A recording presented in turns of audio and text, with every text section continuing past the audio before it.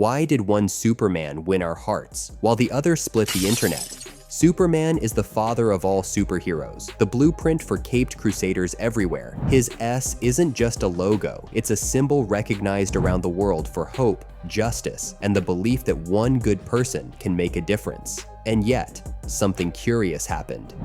Gunn's Superman has fans buzzing with excitement, calling it a return to form, while Snyder's Man of Steel left audiences debating, sometimes passionately, over whether it even understood the character at all.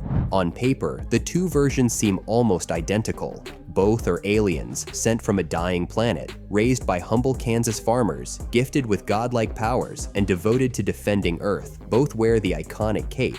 But in the court of public opinion, one became a meme for aura farming, heroic in posture but not always in action, while the other is already being hailed as the internet's golden boy. So, what makes them so different? Let's break it down into 4 big reasons. Number 1, the character core.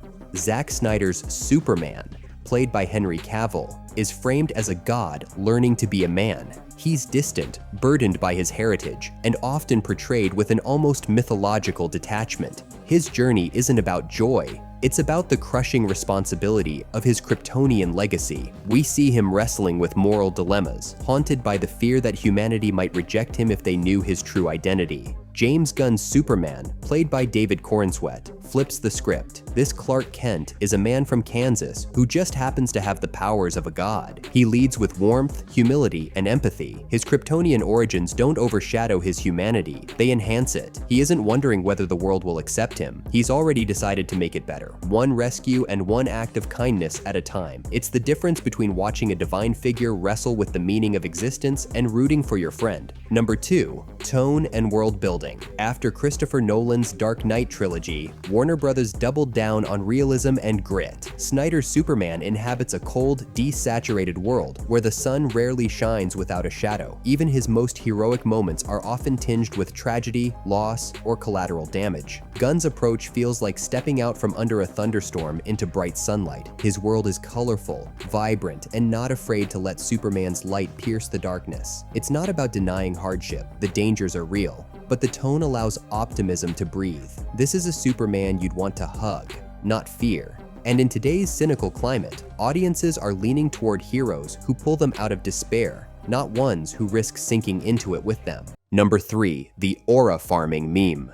Aura farming is internet slang for looking heroic instead of actually being heroic. And fair or not, Snyder's Superman became its poster child. Online side-by-sides show Corenswet's Superman actively preventing disasters before they happen, while Cavill's Superman often arrives after destruction has already swept through. Moments from Man of Steel and Batman vs Superman were criticized for showing him detached from civilian rescue, focusing instead on godlike battles that flattened cities. His defenders argue this was intentional, a learning to be Superman arc. But for many viewers, it felt like the heart of the character was missing. Gunn's Superman seems to be avoiding that pitfall from the start, placing compassion and proactive heroism front and center. Number 4, which Superman are you adapting?